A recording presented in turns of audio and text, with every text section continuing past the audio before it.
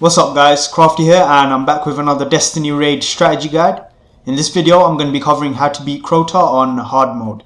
If you haven't seen my Crota's End raid guide on normal, be sure to check that out as this video will make a lot more sense after having watched those videos first. Alright, first things first, let's get the key differences between normal and hard out of the way. Hard mode doesn't have a chalice of light available, so you won't be able to regenerate health unless you have armor that helps you regenerate your health. Usually the only way you'll be able to do this is by picking up orbs of light from your teammates who drop them when using their super, but again that's dependent on you having a specific perk roll on your armor. The second option is to use weapons that regenerate your health. Currently the only weapons that do this are Red Death and Surus Regime. Now this probably goes without saying, but if you have a helm with a lower defense but it has the health regen perk, then just hot swap between that and your level 32 helm to regen your health whenever you need to. If you are playing as a Titan, popping up any bubble will regen your health as well, so that's worth considering. And I think the exotic Warlock helmets, Apotheosis Veil and Light Beyond Nemesis have the health regen perk as well. Now in this run we have 3 hunters, 2 titans and a warlock. Swordbearer is a hunter, and apart from the warlock everyone else is light level 32. You don't need a hunter to be the swordbearer, although having the agility and jump abilities does make the experience a little easier. If you do have to use a Titan or a Warlock as a Swordbearer, just make sure they're comfortable and experienced gliding to get away from Crota. The beginning of the encounter is pretty much the same as normal mode. You touch the crystals, the walls go up, they go down 3 seconds after the raider pops back up, and you clear the adds out. The only difference is this time you should leave the 2 knights on each side alive on low health in order to generate orbs. The best way to do this is to use a Warlock's Radiance ability or the Hunter's Golden Gun ability. Both supers generate 8 orbs from the 2 knights per side. We typically have a Hunter take one side and a Warlock take the other side, but as mentioned previously, any combination of the 2 classes does work.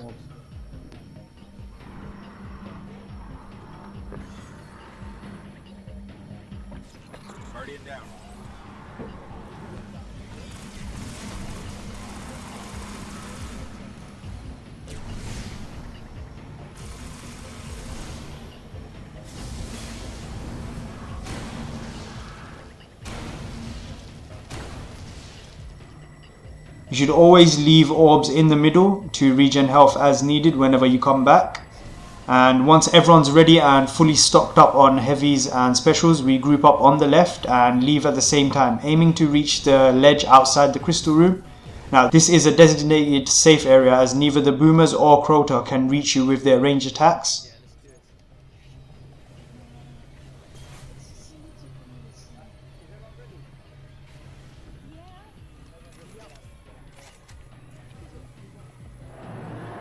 Once everyone reaches the ledge, everyone gets ready to take down the Swordbearer as fast as possible, since as soon as you leave the crystal room the movement timer for Crota starts ticking. He usually runs off to the right when he comes out the door, so when he's out in the open for that brief few seconds, everyone uses snipers to stun lock the Swordbearer to prevent him from taking cover behind the rock on the right or the left. It's worth mentioning that you should try to avoid throwing grenades to damage the Swordbearer, as we've noticed that the sword tends to glitch out more often than not when it's picked up if you have used grenades to take him out. As soon as he's down and drops the sword, whoever is taking over sword duties jumps down and grabs the sword. We usually throw in a few grenades at this point in the general area of the sword to help out with the thralls. The sword carrier jumps up onto the platform beside Crota as you do on normal and calls out to the rest of us when to shoot rockets. This is where tracking rockets come into use, so if you have Galahorn, Truth or Hunger of Crota, make sure you're using them. All it takes is 1 rocket to miss the target for Crota to regen his health and result in a wipe for the team. The way we approach this is we use 1 rocket each and then DPS with primaries, which is more than enough to make Crota kneel. If the sword carrier is a hunter, the combo is 3 slams followed by dropping the sword and then blink strike and then picking up the sword. After this the sword carrier again gives the call for rockets as soon as Crota's overshield is down. And then you just repeat as before, and as soon as you see Crota kneel the second time round, everyone on the ledge should get back inside. Don't wait to see the sword carrier attack Crota or you're going to have a tough time getting back inside with the boomers attacking you. What we usually do is we have a Titan drop a bubble at the entrance just to be on the safe side. At this point, if anyone is low on health, they should grab the orbs that they left in the middle from earlier or stock up on heavy ammo. Everyone needs at least 2 rockets for this part before we come back here. One of us keeps an eye on the sword bearer's whereabouts, so when we exit we know exactly where he is.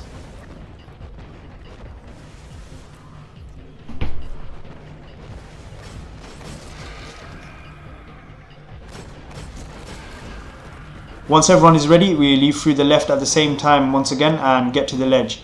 The only difference this time is that instead of going back to the room after downing Crota twice, we're going to drop down and head to the bottom of the boomer tower on the right. We all group up above the doors in this room and wait for the ogres to spawn. You can't use the bottom middle strategy on hard mode to take cover from the ogres, as there is a gatekeeper guarding the entrance that can't be killed.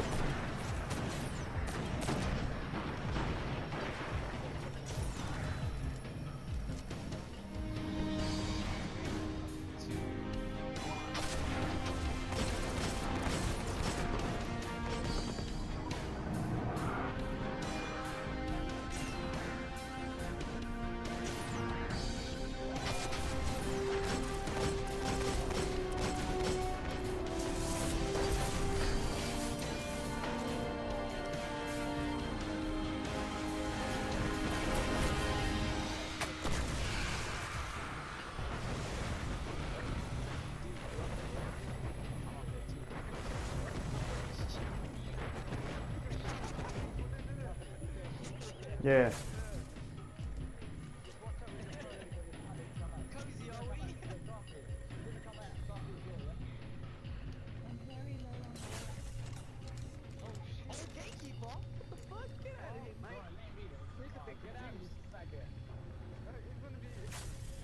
He's out. As soon as the ogre spawns, you want to take it out fast before it has a chance to turn around and kill you. Try and avoid using grenades and rockets because the chance to mess up is too great at this point. Just use snipers and primaries, and if you do have any supers that don't involve you getting up close and personal, go for it. As soon as the first ogre is down, you want to drop down immediately and take cover behind the pillar, or the second ogre from the opposite tower will be able to get eyes on you and take you out. What you do next, take out the second ogre from this room and then group up at the door. You want to time your exit from the tower as Crota is moving back to the middle.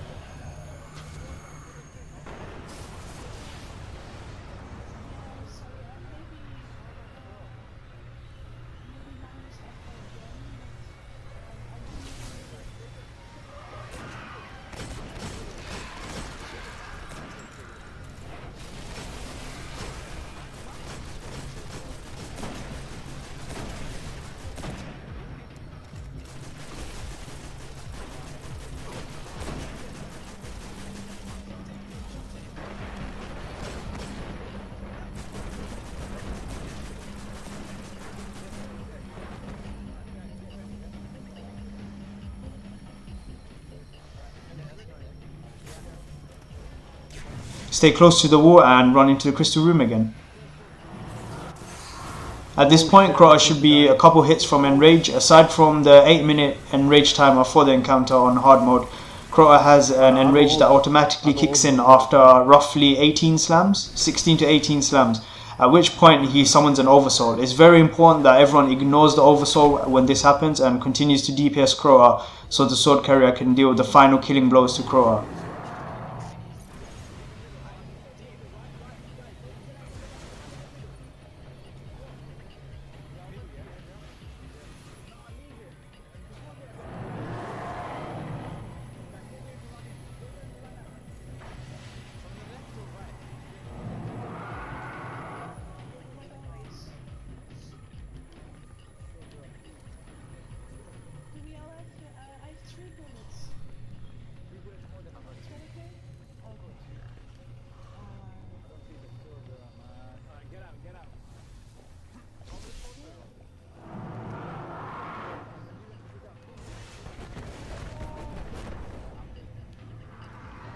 Right rock, right rock, right rock, right rock.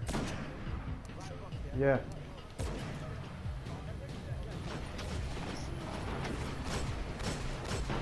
He's down, he's down, he's down.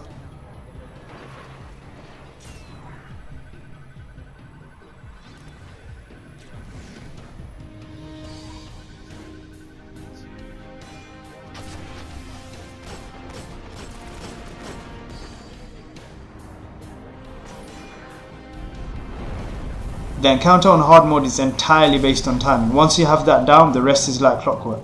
No pun intended. Yes, nice one, nice one. Oh, warrior. Warrior got cracked.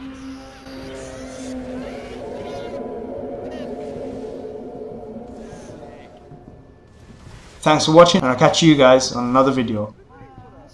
Sick, man.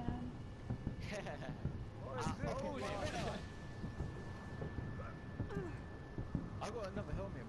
Sick info.